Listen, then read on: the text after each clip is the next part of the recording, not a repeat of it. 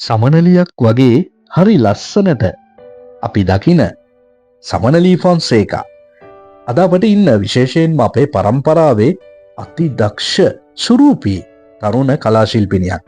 ඒ වගේම හැමෝම දන්නවනේ සමනලී කියන්නේ හරිම නිදහස් මතධාරිනියක්නේ. පසුගිය කාලේ පැහැදිලිවම අපට දකින්නට ලැබුණානේ ඇය රට වෙනුවෙන් ඉදිරිපත් වෙනවා.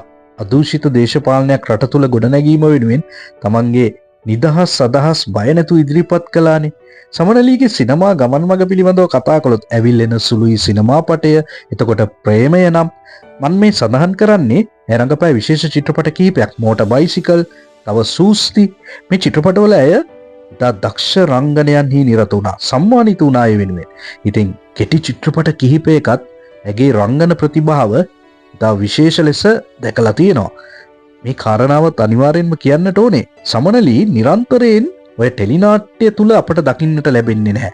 ඒක ඇත්තටම හොඳ දෙයක්. ඔය අතරේ අඩෝ ටෙලිනාට්‍යයේ ඇය විශේෂ රංගනයක් ඉදිරිපත් කළා. එතකොට ස්නැප් ටෙලිනාට්‍යයේත් හරි සුවිශේෂී රංගනයක් ගෙනාව අය.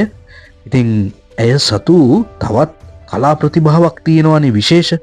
ඒ ගැන ඉතින් අමුතුවෙන් කියන්නට අවශ්‍යත් නැහැ. ඒ තමයි ගායන හැකියාව. ඇයට හිමි ලස්සන ආකර්ශනීය හඬක්.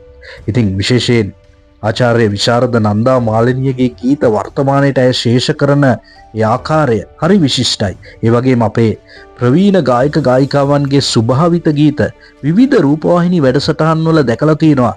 ඇය හරි අපූර්ව විදිහට සජීවව ගායනා කරනවා. ඇය සතුයි ස්වතන්ත්‍ර ගීත කිහිපයකුත්, ලස්සන පදරුත්, ඒ වගේම විශිෂ්ට සංගීත නිර්මාණයන් සහිත ගීත ඇගේ හඬ විශිෂ්ට ලෙස ඒවට ලබා දීලා තිනවා. ඒ වගේම ඇය දක්ෂ ආකර්ශනීය නිරූපණ ශිල්පිනියක්.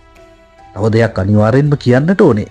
ඇය පැවතෙන්නේ කලා පරපුරකින්නේ. ඔය අතරේ විශේෂයි ඇගේ නැන්දනිය නැසී ගිය සිනමාවේ නිලි රැජින මාල්නී ෆොන්සේකා.